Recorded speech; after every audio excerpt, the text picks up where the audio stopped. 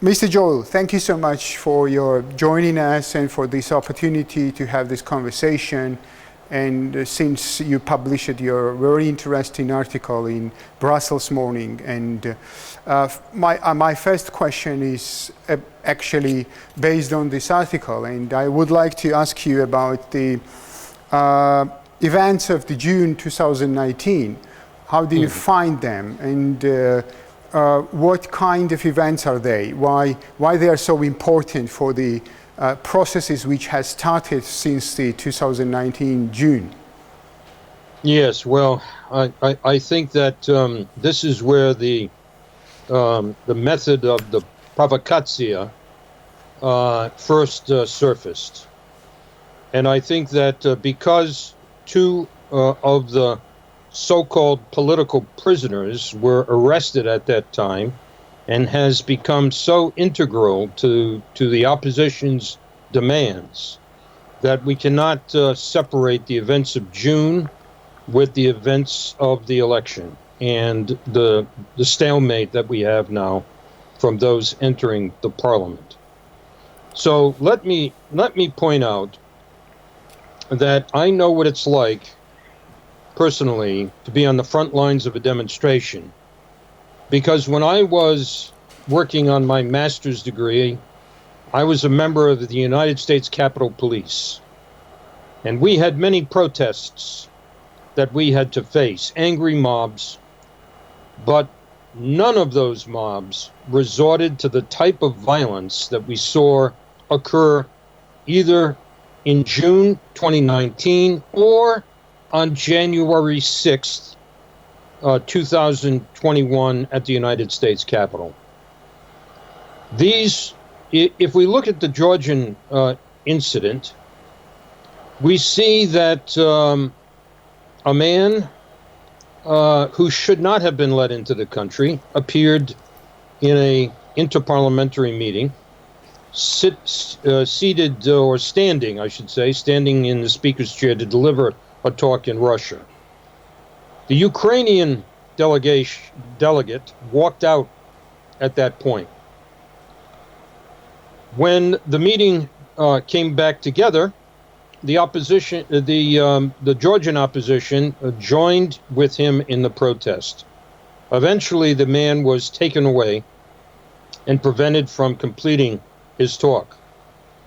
Almost immediately, a protest started to develop and swell. Probably in that protest out in front of the parliament occurred at around 1900 hours, around 7 p.m. at night. That protest went on to dawn. And after hours, 3 or 4 hours, the crowd became violent. They started taking police shields and beating police with them, taking helmets, etc. And eventually, what happens with any force that is there to protect a building, a government building, the pressure of the events led to some very unfortunate and undisciplined use of force. And there we have the beginning of the problems that have continued since June of 2019, that continue to today. This was a classic provocatia. And a provocatia is to get your opponent to overreact in a way that damages him. And that's exactly what happened on June 2019. Okay, but anyway, don't you feel that the people outside in 2019 had the basement for the protest? And oh, yeah. Well, we're not talking about the nature of a peaceful protest. Of course, the people have the right to go and protest this. But don't forget, the leaders of this opposition said that this is evidence that the Georgian dream and the government is pro-Russian. I disagree with that. Okay. Because the nature of liberalism is this. Liberalism supports prosperity and free trade. It supports individual freedom and an expansion of individual freedom, which means people can protest for any reason. But the companion piece that makes liberalism the essential ingredient for successful democracy is the ability to accept different ideas, positions, and beliefs. Without liberalism, democracy, which only means equality, can never reach its successful stage. Okay, so and how much is the events with the 2019 and actually with what kind of circumstances it is in touch with the protests against the results of the elections in 2021 and 2020? Okay, well, first of all, two people were arrested related to those events. One was Mr. Rua, who was found to be carrying a concealed firearm. Now, in the case of the United States Capitol, there are people facing 20 years imprisonment for showing up with weapons at the protest in January 6th, 2021. So that's one case. The second case is the activities to lead an insurrection, which was not the protest. It was the attack on the police line that tried to break into an empty parliament. The Russian had gone. Why do you want to break into a parliament? Because you want to provoke and garner the international attention to blacken the reputation of the present government. Now, look at, no government is perfect. Everyone makes mistakes. Whether it be Georgia, the United States, we've just gone through a very difficult period this last 4 years. You know it as well as I do. But there are rules to the game. And one of the most important rules to the game, as I've said in Georgia before, is that when people elect you, you have a duty and an obligation to take up that mandate, enter the parliament, and fight for what you believe is right and what your constituents feel is right. This stalemate comes at a time when the amount of opposition forces in the parliament is greater than any time in the history of the country. And to say we're not going to enter the parliament because of two different judicial actions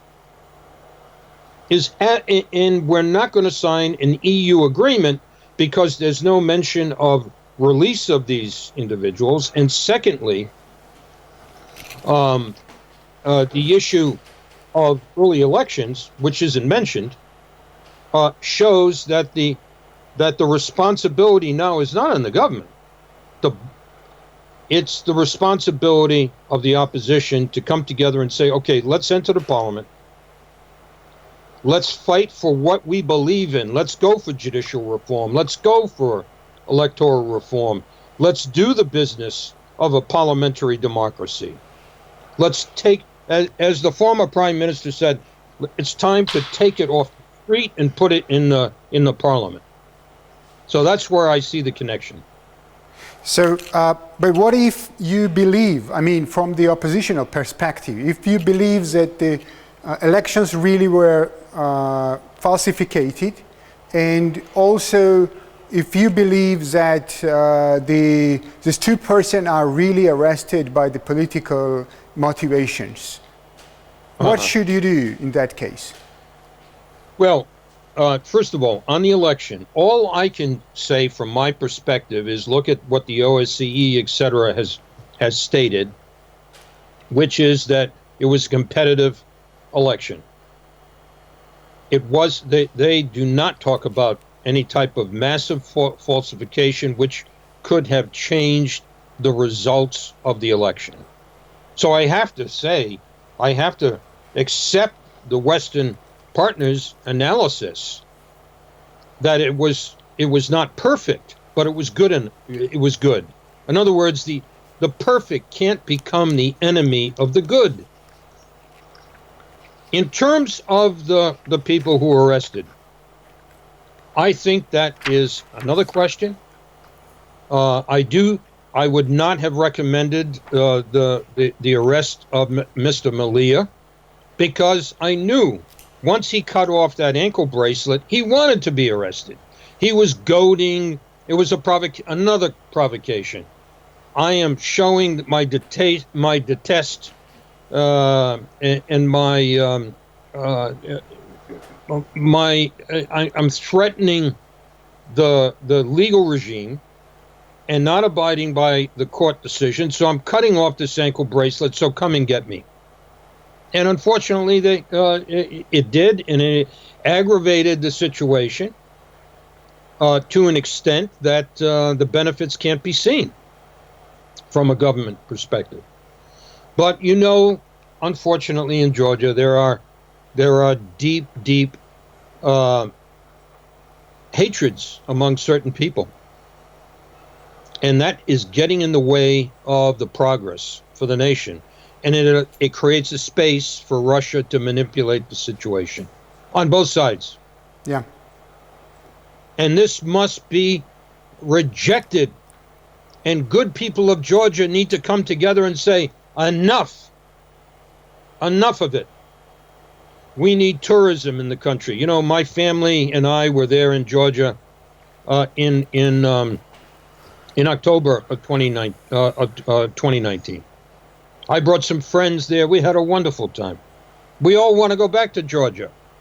We love staying at the Marriott because it's right in the center of the town. But the Marriotts will go out of business if every time there's a protest that prevents people from going there. Why? Is this going to really advance democracy with this illiberal behavior that if I don't get my way, I'm going to confront police, I'm going to charge into whether it be the election office after the election, the parliament, take over streets, take over buildings because I didn't get my way. I think that the fact is that every single pre-election poll showed that the government was going to win. For better or for worse, it was going to win. There was no polls that indicated that the opposition would win. There are a long history of remembrance for the previous regime about what happened with personal property, what happened with some of the highest incarceration rates in the world, highest plea bargaining, etc. There's a lot of animosity in the past. Georgia needs to get beyond that and accept the decisions of people. So you were mentioning in your article that the ongoing process is illiberal and undemocratic. Yes, it is. So what should opposition do? I would like to sum up with an opposition in this part of our interview. That's why I'm asking about that. So what should opposition do? How to express their protest or how to agree with the circumstances which is happening right now? Well, I think that the EU has provided them an opportunity to say, okay, I will accept your this without the conditions of early election and without the conditions of relating to the release of those two individuals. If they accept it and the government accept it, I believe that the government will release those two individuals. But the principle of being, let's say, blackmailed, both the EU and the government, related to, they can say that it's a political arrest, but I'll tell you, if you're carrying a weapon to a protest, and let's face it, the man has a history, right? That's a crime. If you are organizing an attack on police in front of a parliament, that's a crime. Now, hopefully, if their agreement can be reached, then these things can be dealt with in a different way. So what I say is the first priority, stop the manipulation that's going on. and you know, Mr. Malia may be chairman of the UNM, but we know, everyone knows in Georgia and anywhere else, who the real chairman of the UNM is. It's Misa Saakashvili. My understanding is, from sources inside the UNM, is that many of them, if not most, wanted to agree and accept the agreement proposed by the EU. But it was Saakashvili who said no, no way. So, in your article, you have compared Nika Melias and protesters' actions with ones we saw in January of 2021 in Washington. So, but yes, despite your judgment, there were a lot of concerned comments from the Western partners. Why we have this kind of reaction? If your judgment, if you're comparing Nika Melias' actions with the storm of the Capitolium, so in Senate, these people doesn't understand what they are saying, or what is the reason for that? Well, first of all, it's an analogy, but it's not a perfect analogy. Because what happened at the United States Capitol was much worse than what happened in the Parliament of Georgia. Okay, believe me, I'm not trying to say that these are equivalent. No, definitely. But there is symmetry between organizing people to attack police, to get through a barricade, to get into a building, even though the circumstances at the Capitol were much worse. Because what was going on that day was a constitutionally mandated decision to ratify the Electoral College, and the members were there. In this case, I don't understand why they would want to break into an empty building. What does that prove? What is that? Why do it? Unless you want to get the police to overreact, which they did.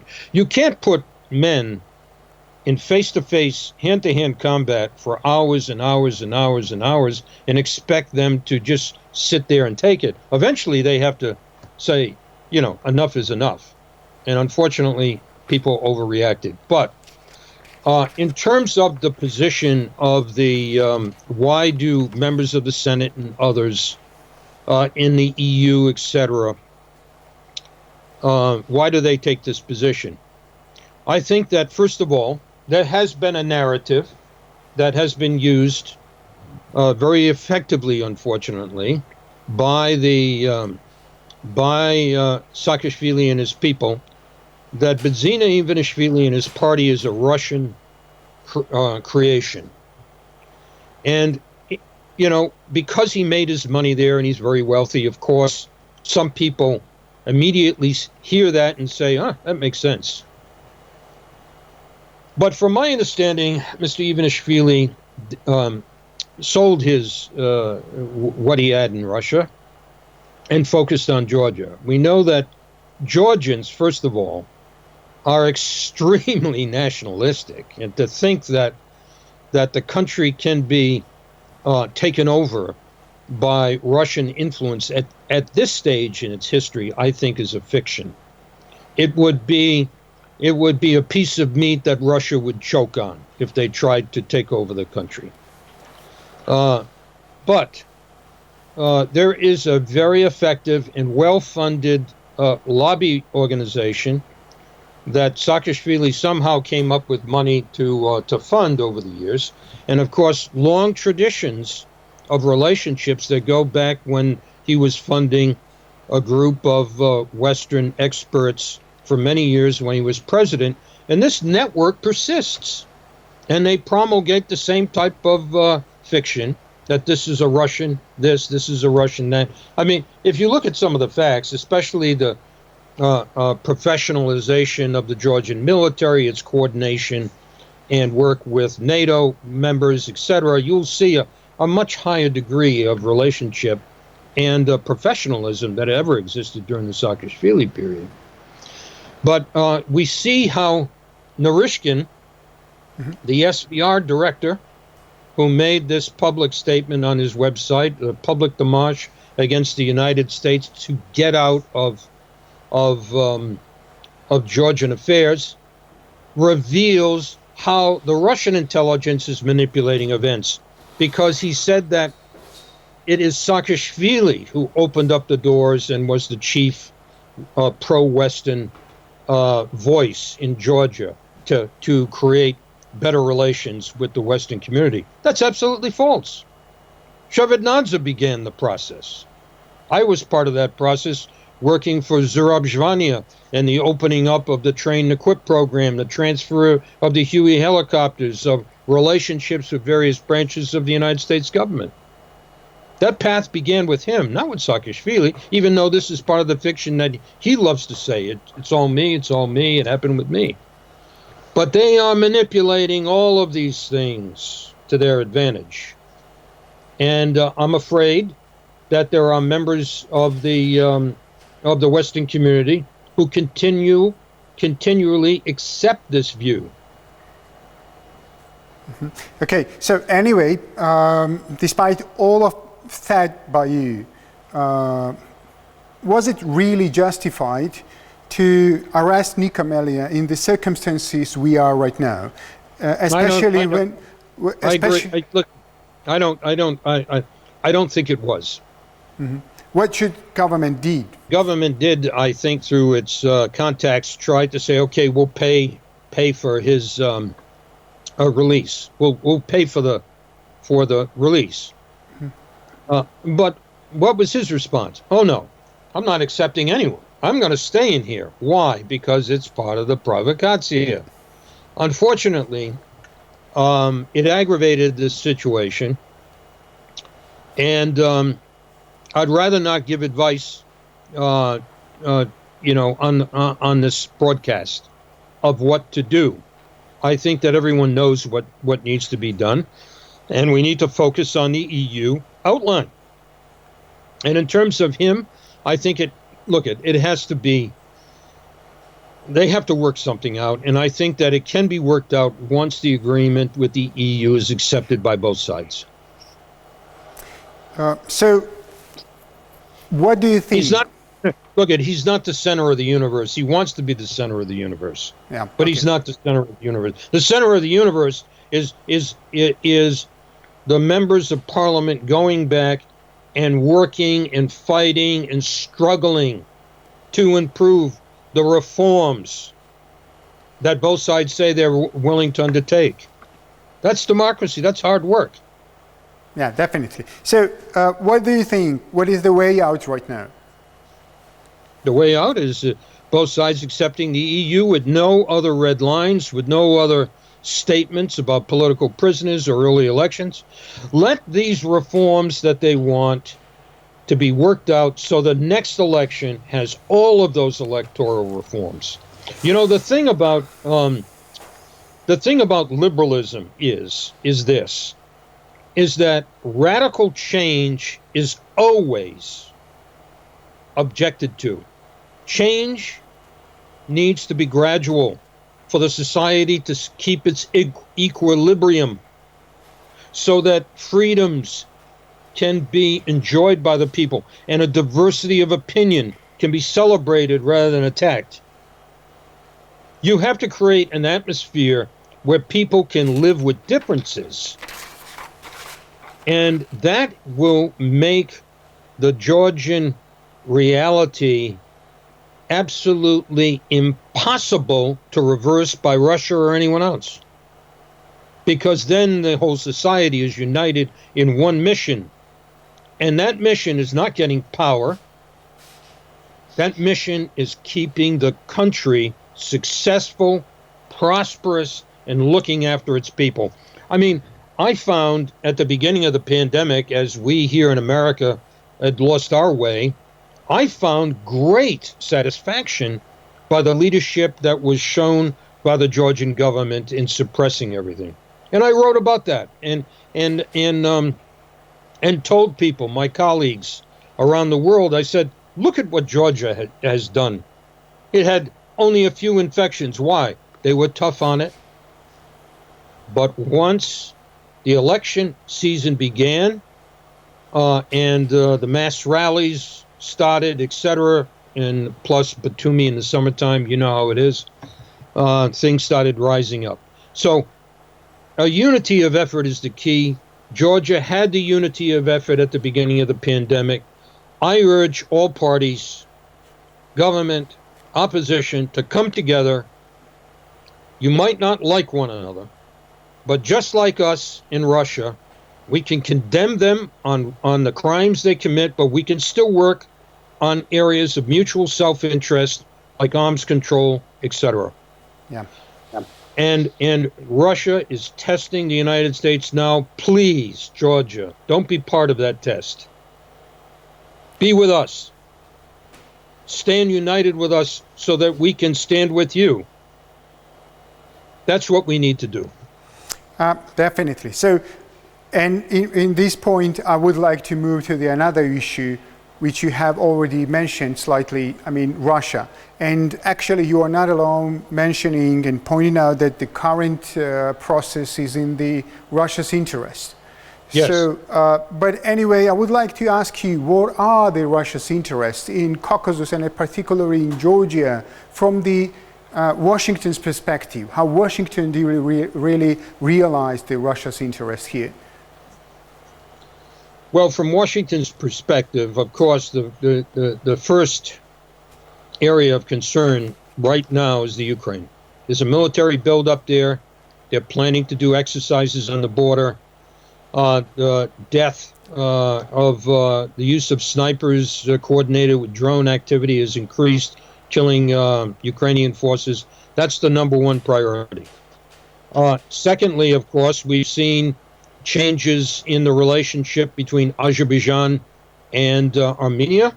And unfortunately, we're seeing more Russian troops or forces on the ground in that area. And in Georgia, we're seeing the stock in trade of Russian and Soviet active measures, which is divide and conquer, subversion, getting people to tear one another apart, like we saw in the 2016 election and even in the 2020 election. But put provocatia in terms of a large active measure. And when I say active measure, I mean all the tools of influence that Russia can bring to bear on a given country. That's everything from white, black, and gray propaganda, all the way through the spectrum of disinformation, forgeries, provocatia, and terrorism, assassination, and even unconventional warfare, hybrid warfare like the Crimea. This is their toolkit. So they're using different pieces now. In Ukraine, they've got the military buildup to intimidate, the use of assassinations inside the country and killing the Ukrainian forces. In Georgia, they have agents, I'm sure, throughout both sides of the political spectrum, and plus their own fifth column. So they will use these tools to aggravate situations, to get brothers and sisters fighting against one another, to inflame the situation. The most important thing now is to calm down the situation. Come to the table. Agree that no one can get everything they want, and start doing the hard work to perfect elections, judiciary, political processes, etc. It's possible, but it will take new leadership by the UNM in order to get there. Because, like I said, I have heard from inside the UNM that some of the younger folks want to go in a different direction, but the leadership says no. Okay, so answering my question about the Western perspective, about the Washington's perspective, actually, you started talking from the Ukraine and then Azerbaijani and Armenian conflict, and that was that actually was what I expected, because frequently in Tbilisi, on the public level, we are discussing the Washington's interest towards Georgia and about the particular country or something like that.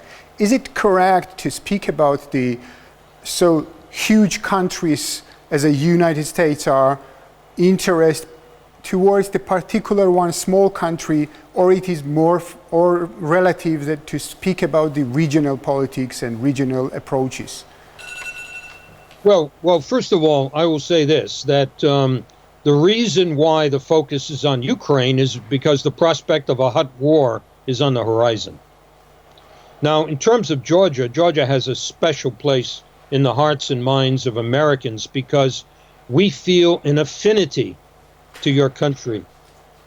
We feel an affinity to your passions, to your belief in having your own destiny. And you have done more than most to take American aid and build something that is most similar to our goals and aspirations.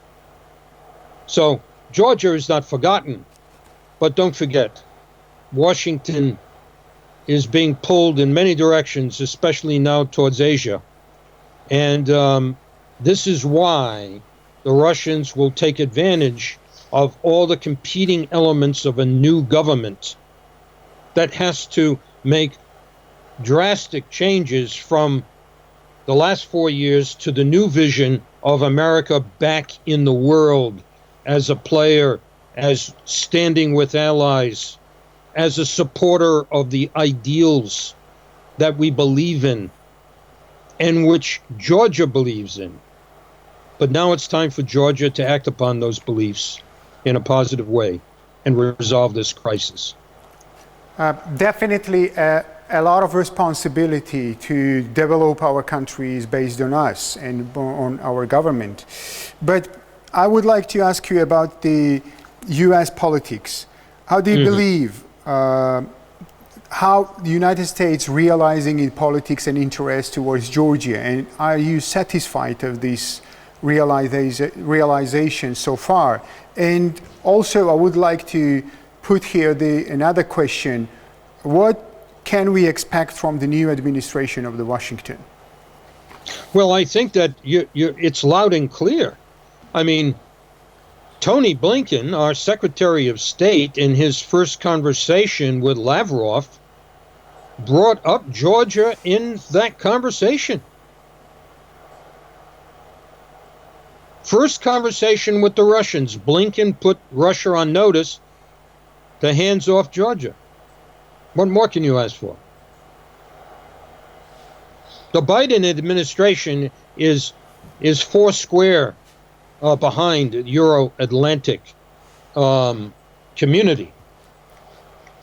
And it has, as a matter of fact, I believe that Secretary Blinken's statement to Lavrov was one of the reasons why Narishkin tried to interfere with the American, with that statement, with his warning, his public démarche for the United States to stay out of Georgian internal affairs.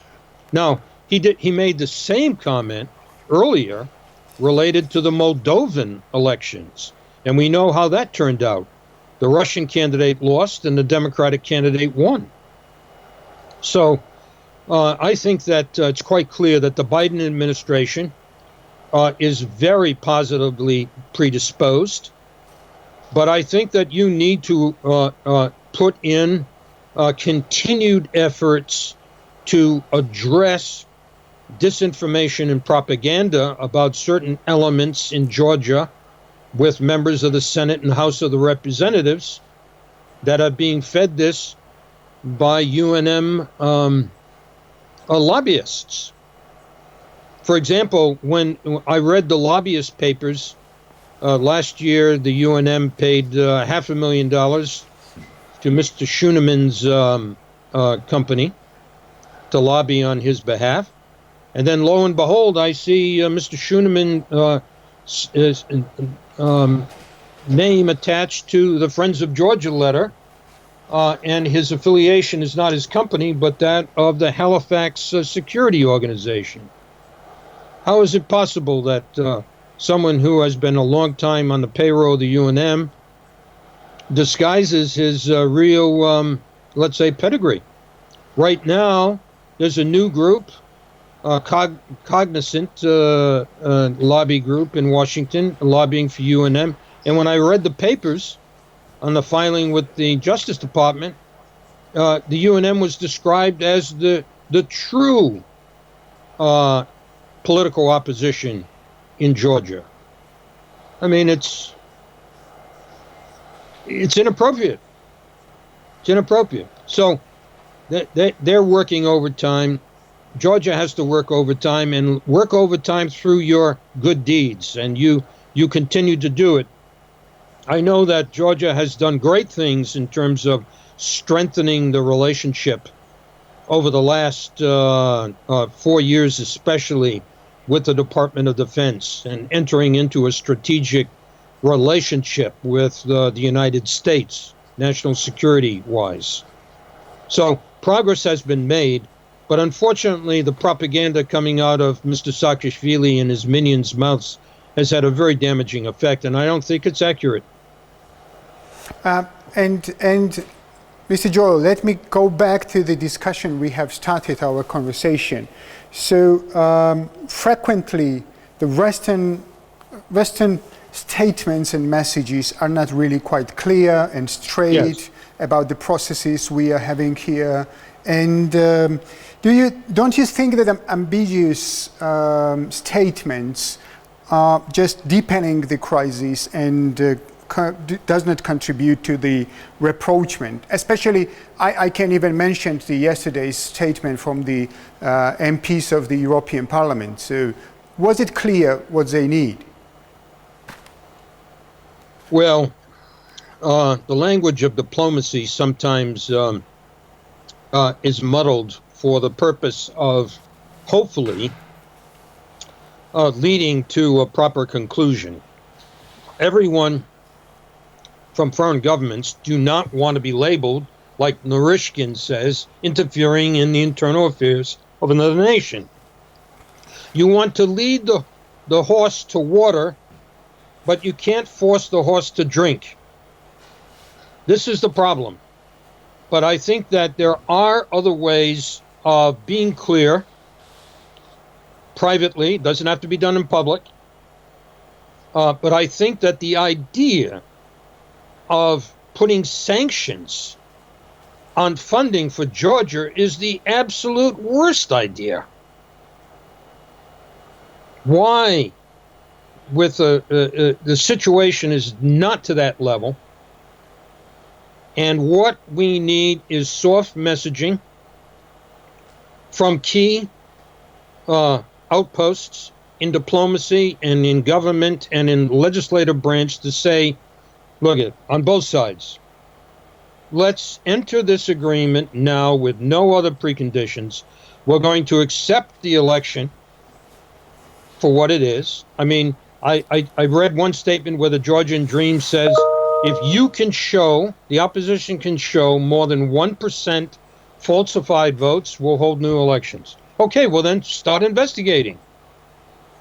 In other words, work together against one another, together, debate, struggle, etc., but make progress for a better system. I don't think we're going to get it would be easier, it's true, George, if the statement came out and said, just do this. You're not going to get that. I think it's unrealistic. So, but I think, but by reading the statement, you know what you should do. You should sign the agreement. Okay. I would like to ask you about if we could expect more straight and more concrete statements from our Western partners, but I understand your answer. You have already answered this question. And finally, I would like to ask you about, are you optimistic about the processes here? Do you believe that the parties could could achieve to agreement. My question is based on your article. If there is a provocatia, how much we can expect the constructive relations? Well, the reason I wrote the article is to point out, as long as a particular side is more interested in a provocatia than a solution, there will be no solution. Unless sizable elements of the opposition stand up and say, enough is enough, Misha. It's time for you to go. We're going to have new leadership here. We're going in a different direction. We're going to enter the parliament. We're going to be true to the people that voted for us, not true to you. And we're going to start the hard work of making sure that the next election corrects all the issues that we have discovered in this one. But given the fact that the Georgian Dream, what was their electoral count? About 48%. I mean, it's really a remarkable achievement that the opposition had. Enter. There's never been a time when if you enter the parliament, you're going to be able to work in coalitions with certain elements of the Georgian Dream, certain elements of the opposition. You are throwing away the opportunity for progress because you have a mentality, it's my way or the highway. And that's wrong. So what I will say with this is that progress will be made when things change. And it needs to change now on both sides. Ms. Joyal, thank you so much for your time and for being with us and for sharing your ideas with us. Didi Maglaba, I wish Georgia all the success in the world of dealing with this difficult time. We live in a very difficult time. We live in the time of digital information warfare. And that information warfare is being waged, unfortunately, very successfully by our enemies. And we have to be vigilant and we have to stand together.